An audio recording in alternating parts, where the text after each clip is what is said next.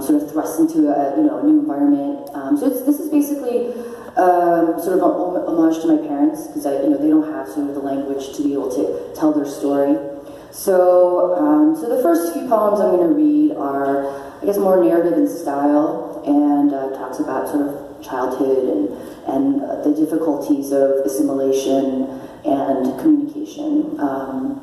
So the first poem I actually wrote inspired by a trip back to Korea. It was the first trip that I had taken since moving here as a child for a fellowship, a travel fellowship that I received like 3 years ago, and my grandmother was dying. So, an immigrant's elegy for my grandmothers. How far do you have to travel to arrive at dying?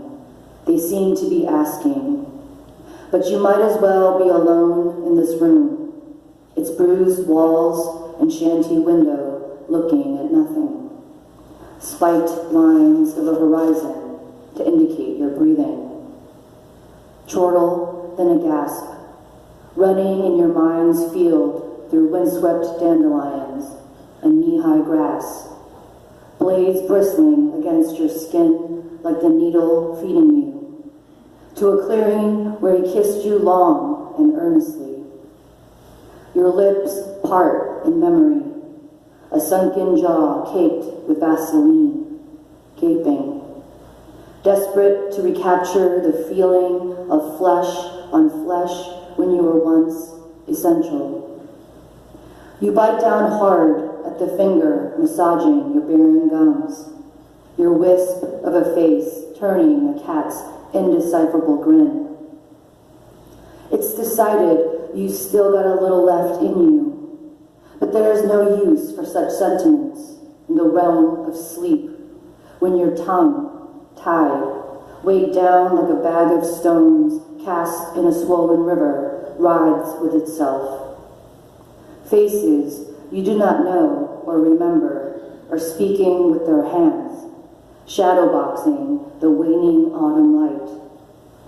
You can only hear the sound of rushing water filling your bed, your ears, your throat, your sopping mouth, drowning slowly in all that remains unsaid. My next piece is titled Latchkeys. So my brother and I, so my parents, as immigrants, they just worked all the time. And so we were sort of just like running around doing crazy things, and I was, sort of the de facto parent. And I was not a good parent. Latchkeys. When headlights cast shadow puppets against the living room wall, my brother and I did our very best to keep up appearances. He'd scurry to turn off the Nintendo console while I hung up on my best friend. He splayed open his biology textbook. I leapt to the upright Yamaha to play the first few notes of Fur Release. A perfectly choreographed intermezzo for our parents, who'd stagger in from their hour-long commute, their clothes reeking of chemicals. They'd nod, father heading straight to the backyard to hit a golf ball on a string as mother silently made dinner, rice, kimchi, spam, while we three listened from different corners of the house to iron greeting a tiny white ball. Thwack, thwack, thwack, thwack. This is called Hosanna Dry Cleaners, and it was the name of our dry cleaners. He spits chemical phlegm into metal pails with a kind of reptilian vigor to free the knot of unknown poisons. 사랑해요. A foot to pedal, to wheel, to needle, stitching hems, mending tears. She pecks away in a cave lined with cellophane ghosts. 사랑해요. Counting colored pens, make-believe wampum beads, to trade for another life. O God, how have we sinned? 사랑해요. Ironing press shoots scrims of steam, odorless fumes of mushroom-shaped fists, salt of their years dissolving into mist. I shall bury them here. So 사랑해요 means I love you. And earlier in the manuscript, there's another poem that has that, so you sort of know. And then this is the final one that kind of is, more of in the narrative realm in the manuscript. And it's actually the last poem of the manuscript. It's titled Cancer. Feet on dashboard, god-awful music blaring from mixed cassette tapes. My father let me have my way as he played chauffeur, never easing his grip on the wheel down straightaways. 4 hours to my college dorm across New Jersey in the Poconos, up through Scranton to the Gulch of Boone County in upstate New York. Not a word passed between us. Mile after mile markers on fence posts, yellow dashes, streaks of trees, blurred liturgy of autumn, spring, summer into winter into summer, ticking off hours that measured the distance as he drove. And I watched the road that held nothing but our widening gulf. My father taught me willful reticence, folding desire into cellular spaces. Perhaps one day I will enter this dusty warehouse filled with neglected boxes, find the one labeled for my daughter, and unpack its long-held secrets. For now, I let him seal their seams with tape, stuff them into corners.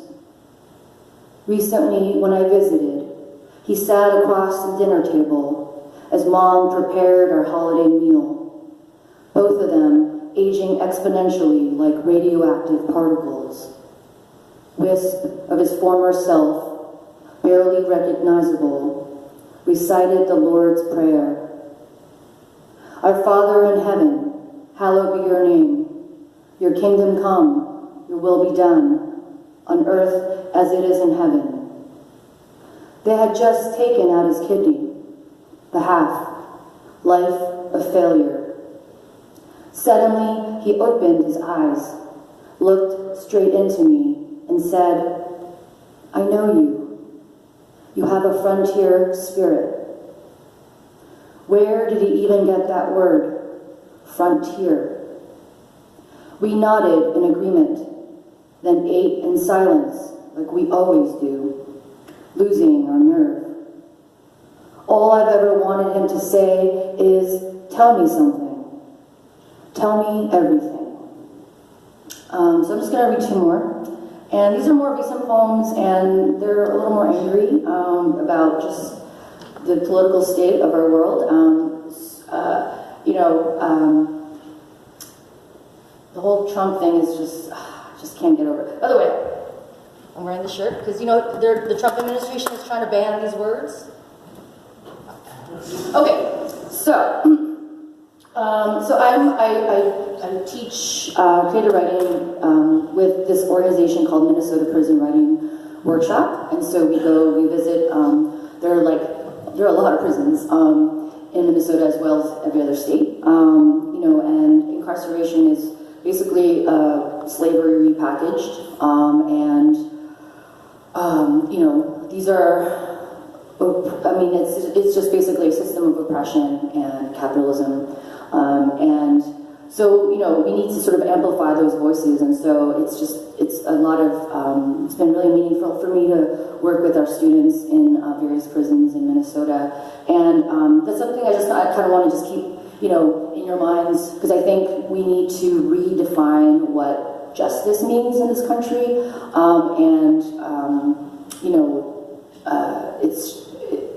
I'm just a prison abolitionist, so anyway, that's a whole other thing. But I've also started a group with another poet in Minneapolis, and it's called Poetry Asylum, and we're on Facebook, Instagram, Twitter, and we're trying to create platforms to take poetry out of sort of privileged spaces and give,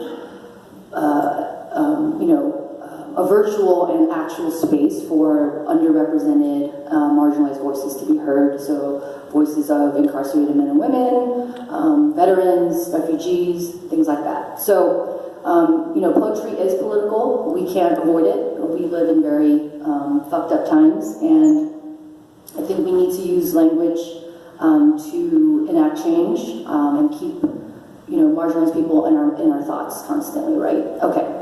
So, end of lecture. So this is my most recent poem. It's titled Horror. Hashtag fuck Trump, hashtag fuck white supremacy, hashtag fuck patriarchy. Okay. Horror. I dislike very much. Truth be told, I abhor it. Even if it's still fake blood or the dubbed thud of chopped cabbages to simulate casual beheadings. I can't seem to derive pleasure from manufactured terror as a child of immigrants, a person of color, a woman, no less. Our skin elicits every shade of fear, instinctive and insistent. So much so, we almost have to forget about it.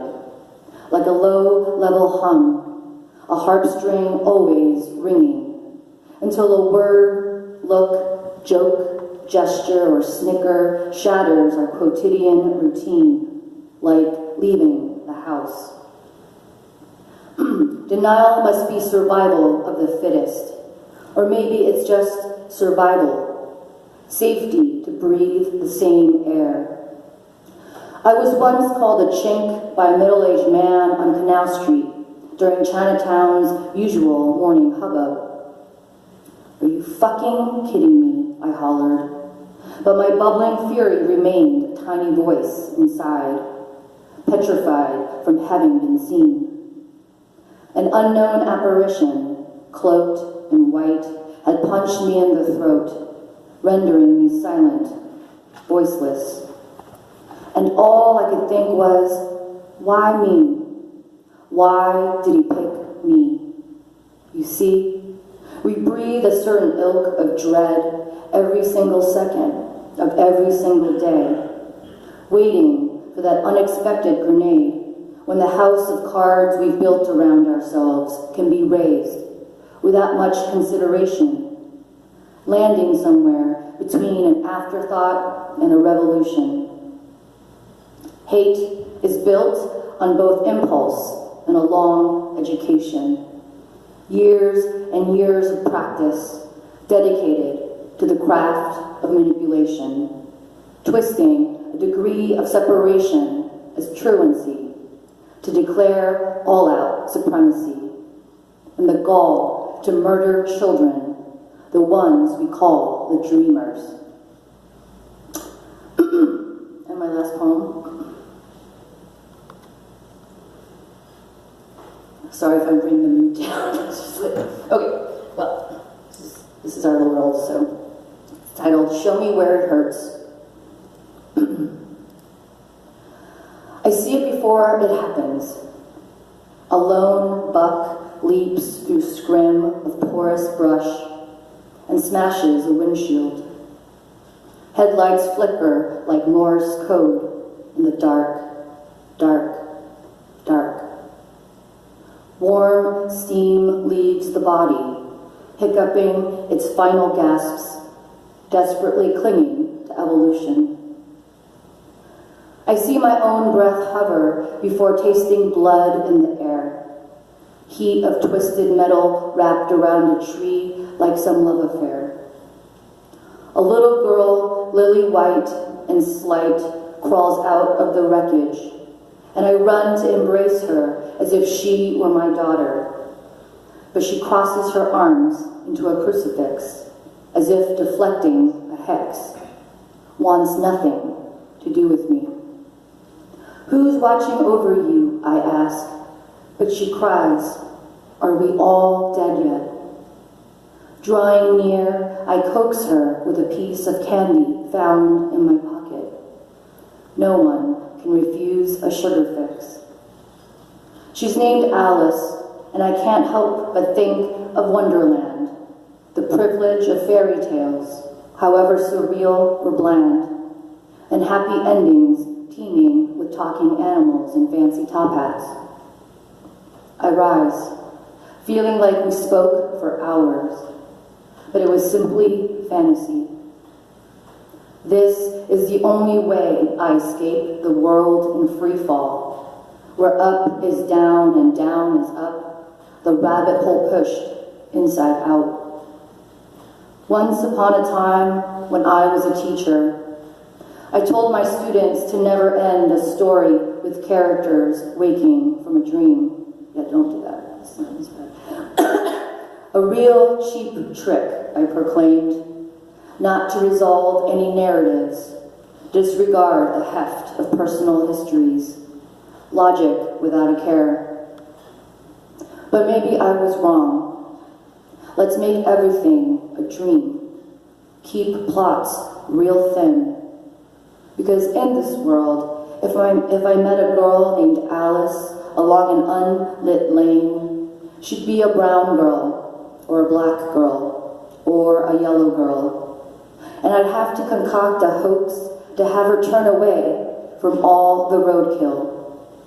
Forget the tear across her stomach, her intestines spilling, gutted. I'd have to wrap her in my coat, invite her to show me where it hurt. And she'd wave her tiny hands above our heads, screaming, everywhere, everywhere, everywhere. Thank you.